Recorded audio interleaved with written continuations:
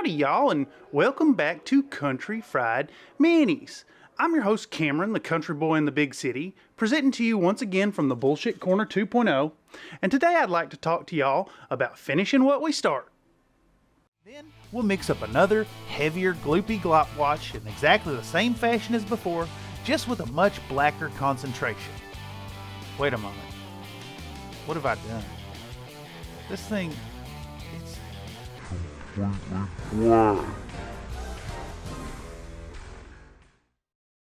Now last episode's work looked like a real mess, but that ain't no concern at all. We're gonna get it finished just like any other model, so long as we remember to be happy while we're painting.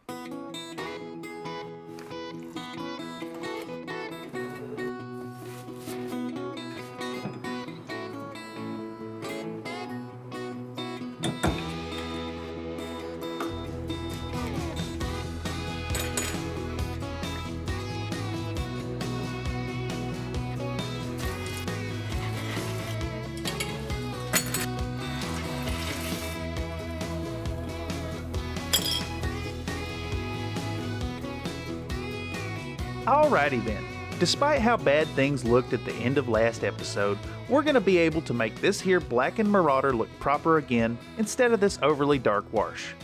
In all honesty, this is the real strength of oil paint.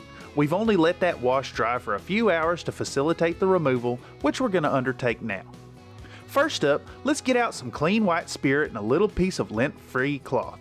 Some folks are going to use cotton buds or makeup sponges for this application, but in my case it's a big old model, and I'm going to use a cut-off piece of an old dress sock. Simply put a bit of the white spirit onto the cleaning implement and wipe away as much or as little of the grime layer as seems appropriate.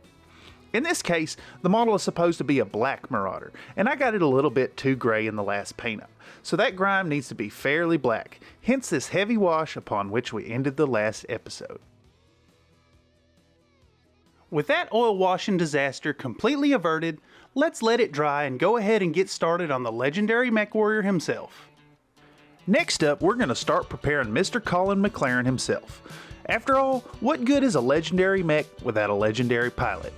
With that in mind, a pilot model on the base is going to be a fantastic addition to a 28mm scale battle mech. After some searching and discussion regarding the proper model for this application, this here Tempest Guardsman Veteran Ace Pilot model by Velrock Art Miniatures was recommended to me over at Mechanical Frog's Discord server. A bit of a tangent here, if you're not familiar with Mech Frog's channel, I highly recommend you head on over and subscribe to get that sweet Battletech lore delivered in spectacular fashion. Check out the card above if you want to peep his channel, and the link in the description below if you'd like to get your hands on this here pilot model yourself. Anyhow, as with any 3D printed model, we'll add supports and print it to personal preference, then clean and cure it up before heading back to the spray booth to apply a nice, even prime coat. In this case, I've elected to go with Stynylrez Gray instead of a zenithal coat. Now that he's primed in an even gray coat, we can go ahead and apply the various shades of base layers to the color. We'll be using an assortment of colors on this feller, including black for the shirt and hair, ivory for the fur lining, flat earth for the leather bits, sunny skin tone para la cara, Baylor brown for the holster and belt, and then various shades of gray to achieve an urban camo pattern on his fatigues. Here I've elected to speed through this section of the paint up in a multi-panel montage. Just remember to keep your application of the base tone even and thin so you don't lose too much detail for the next step, ink washing. We're going to apply a few shades of contrast color and speed paint to the base layers to shade them up proper. Once that shading is fully dry, we can get back out some of the base tones to build back up that originally intended colors. The most daunting portion of this has been rebuilding the camo after that really dark wash of the speed paint. In hindsight, I should have used a thinner wash or perhaps added the camo pattern after the wash instead of before, as I ended up having to completely rebuild the pattern. Still, a lesson learned is a lesson learned, and it was easy enough to trudge on through that busy work and rebuild a proper camouflage. This included the same colors as before, mixing up several tones of gray in both splotchy blobs as well as edge highlights, but also some tiny dots of ivory and then some really thin streaks of solid black.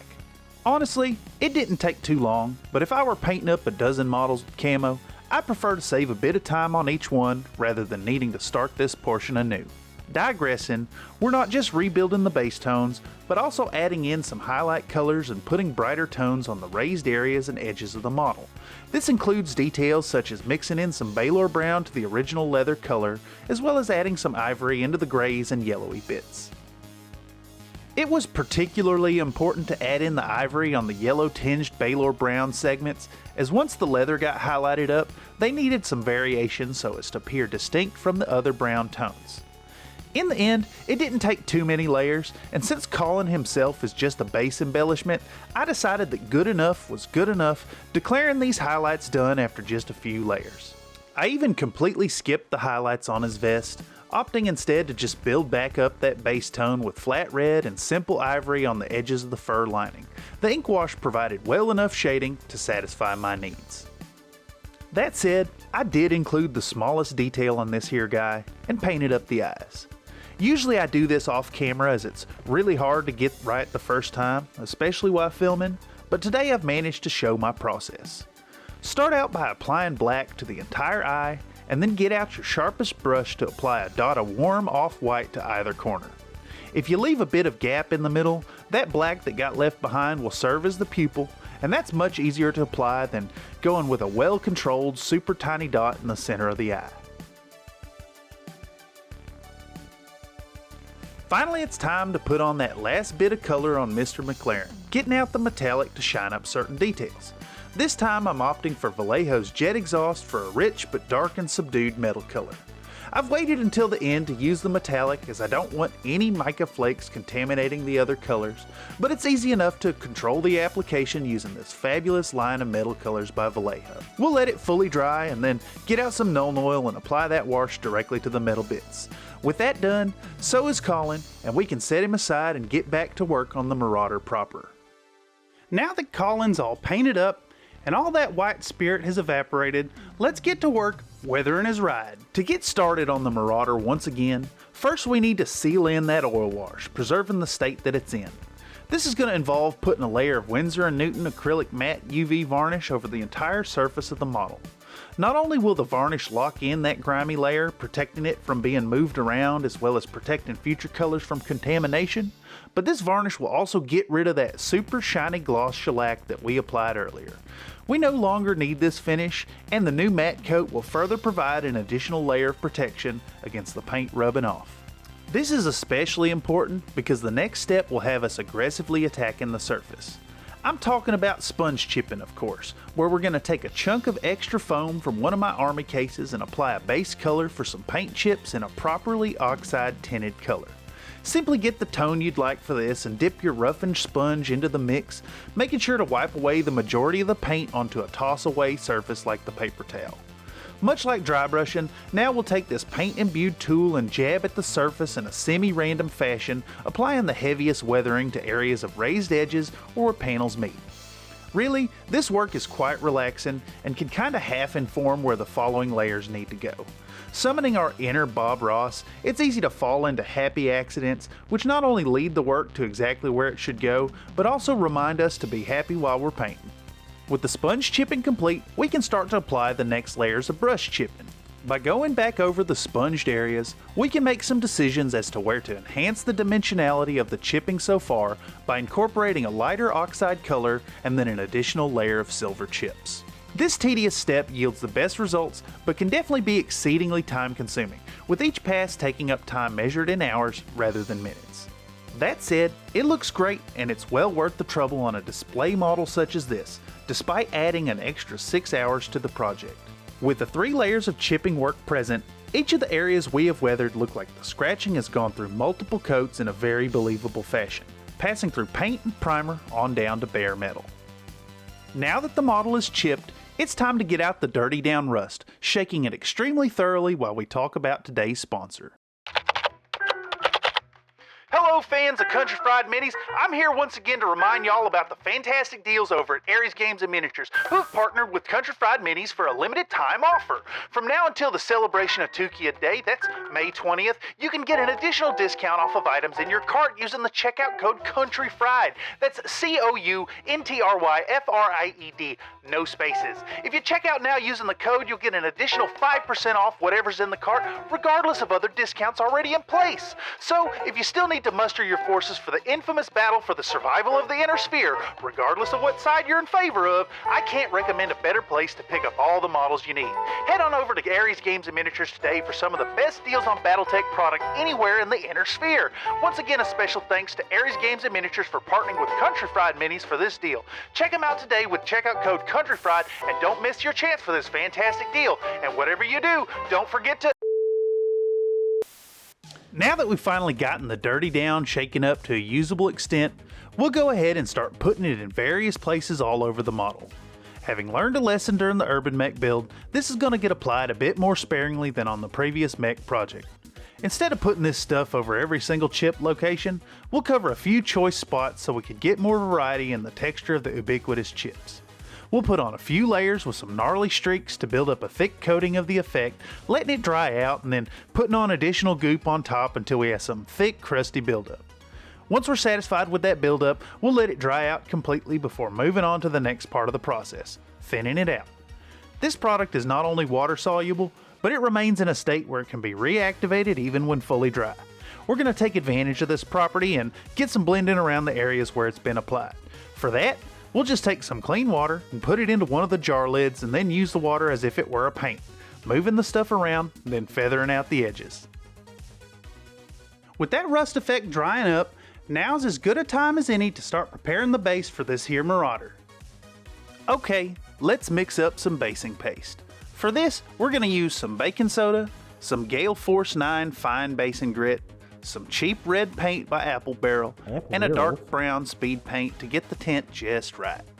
We'll start by putting our 2 grits into a disposable shot glass in about a 5:1 ratio. From here, it's just a matter of adding a whole heckin' lot of PVA glue into this gritty mixture. I find that Elmer's brand works just fine, and it's really inexpensive compared to hobby brands. Once we've got the glue in there, we'll add in a bunch of the bright red paint, which will serve as the foundation of the rusty soil in this project. This is definitely too bright, so a fairly sizable squirt of the dark brown speed paint is added to bring that color back down to a somewhat realistic tone. Now that we've got the custard mixed up, we'll get out our 8-inch basswood base and start spreading this stuff all over. At this scale, it feels well like working with food. Perhaps icing a cake or spreading sauce on a pizza. Or at least that's what the voice in my head keeps telling me. I'm making pizza. I'm making pizza. I'm making pizza. I'm making pizza. I'm making pizza. It really does look like a horrible Lunchables pizza, don't it? Next up, we're going to start putting down little bits of foliage to give some visual interest to the base. Even though the custard is still wet, we'll use a bit of glue to adhere the stuff proper. And now it's time to introduce today's guest palette, Chansey! Oh, hey Chansey. I put an egg in your basket. Working with the puddle of glue that my guest palette is holding onto, we'll give these little clumps of foliage a hearty dip into the PVA and then press them into the still wet basing custard. I really just can't shake how much this looks like a crappy Lunchables pizza. Like, whose idea was to sell that garbage to kids? Sure, on paper it seems fun and customizable, but in reality it's a glorified cheese and crackers pack with room temperature flavorless sauce and cheese on some stale flatbread. Even the pepperonis are barely edible, and don't even get me started on the size. Lunchables were always a real ripoff for portioning, but this thing ain't got hardly nothing in it. Not to mention you'd be hard-pressed to get away with busting this gem out at the lunch table without some other kid giving you the puppy dog eyes and asking if they could share your real cool lunch, which of course you oblige, and then you go hungry for the rest of the day, but you don't complain because you're just too nice. No, cowardly. Too cowardly to express your real feelings because we're so hard programmed to be wrapped up in the normality of toxic masculinity. I get it. Boys don't cry. Gotta act tough and not... Oh, where was I? With all the toppings applied and locked into place with isopropyl alcohol and watered down PVA glue, we'll just black out the base rim and set this massive model off to the side to dry overnight. Now that we've put the final touches on that pizza party of a base, it needs to be set aside and fully dry, and in the meantime, we can go ahead and start working on the final details of the torso. Okay, while the basing material is drying out, let's go ahead and detail up the canopy and laser lenses on this massive war machine. My preferred method to getting this done is none other than wet blending. This particular project wants green canopies for the contrast which that color provides to the red, so we'll need a couple tones of the Viridian hues to make this cockpit really stand out. We're going to put these two tones onto the wet palette and add a bit of fluid retarder to thin them out so they don't get too chunky. This is really important because now we're going to thickly apply these two colors to the area in question at the same time before blending them together with a clean paintbrush. We've got to work quickly while the paint is still wet, but the fluid retarder helps these colors to remain workable for long enough to create a beautiful Viridian tone. From here, we'll continue blending lighter tones into the corner, adding more and more phalanx yellow to add a nice contrasting pop to the green. Finally topping it off with a double dot of white to serve as a specular highlight. For most purposes, a single dot will work just fine, but as a nod to Tatooine, I prefer to add a double shine to suggest a binary system. It really adds to the whole sci-fi feel in a super subtle fashion. Alrighty, we need to repair the damaged laser optics. First, we'll get back out our guest palette and pour out a little bit of semi-thick superglue. With this goop ready to go, we can apply a hefty blob to the ruined port and then a drop of accelerator to cure it into a nice clean dome. Now, we'll go ahead and dot some yellow onto the searchlights and start building up the blue tones of the particle projection cannons. For those, we'll simply add in a bit more white with each pass until the center is super bright, finishing up these ports with a dot of pure white in the center. Now we can finally finish up the medium lasers, starting with a coat of black paint. From here, it's just a crescent of Mephiston red in the lower right corner, applied in a few layers to achieve a believable blend with the black base tone. Once we've got that done, we'll blend in a bit of Wild Rider red to accentuate that glassy look with a pop of layered color.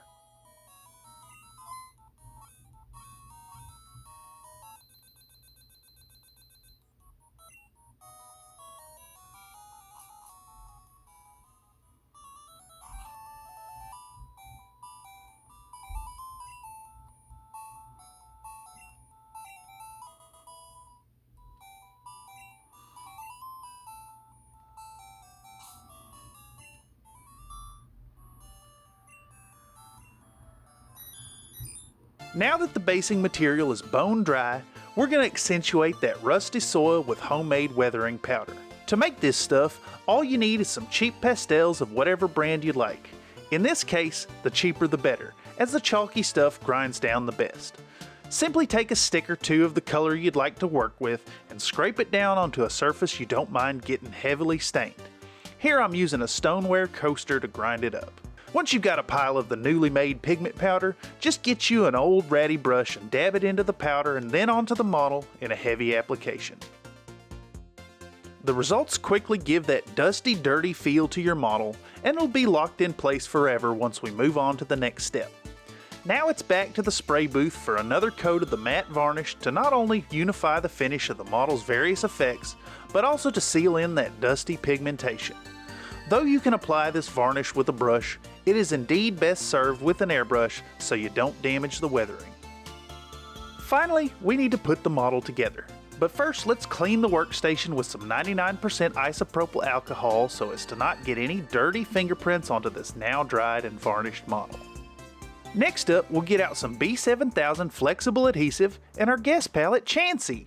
Oh, hey Chansey. She'll hold on to some more of the semi-thick superglue while we move on to the application of the two types of adhesive. Starting with the B7000, we'll add a dollop of the stuff into the center of the join so as to have some flexibility in the torso's attachment. Next, we'll use a toothpick to carefully rim the waist with superglue as it will be quick to set up. A quick spritz of the Instaset accelerator sets the cyanoacrylate, and the combination of the two types of glue will ensure this joint has a strong bond as well as resistance to torque. Finally, we use a chisel tip hobby blade to remove MacLaren from his temporary base and then get back out the thin super glue to attach him to his permanent home. A little puddle on the guest pallet, and we can directly dip his feet into the glue before placing him on the front of the base. Thanks again for your help today, Chansey. And with that, it's time for a grand reveal.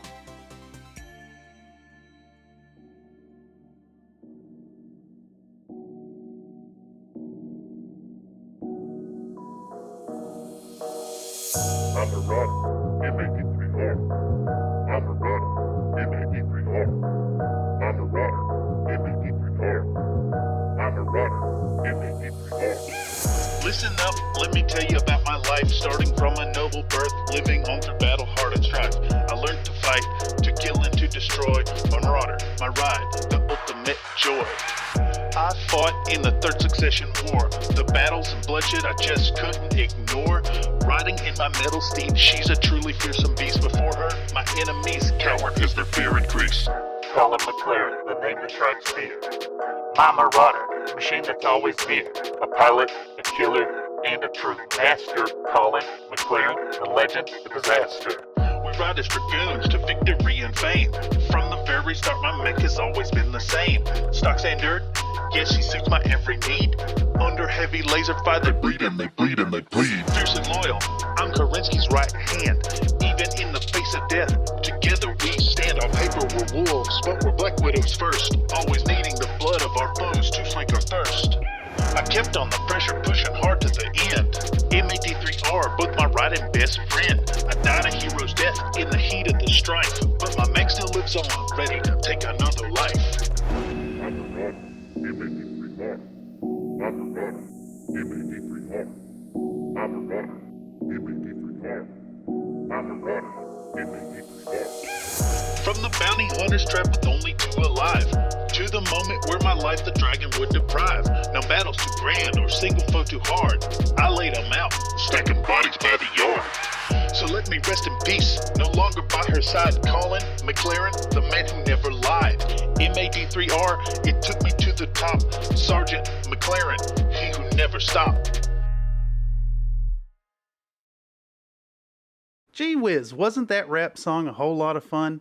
I bet it's the first time you've ever heard a Battletech rap. It sure was for me. I had a lot of fun working that out with a good friend of mine, TechNoirTN, and it was a total blast to put together. It's definitely silly, but it's my kind of silly. In the end, we put together a pretty good product, I think.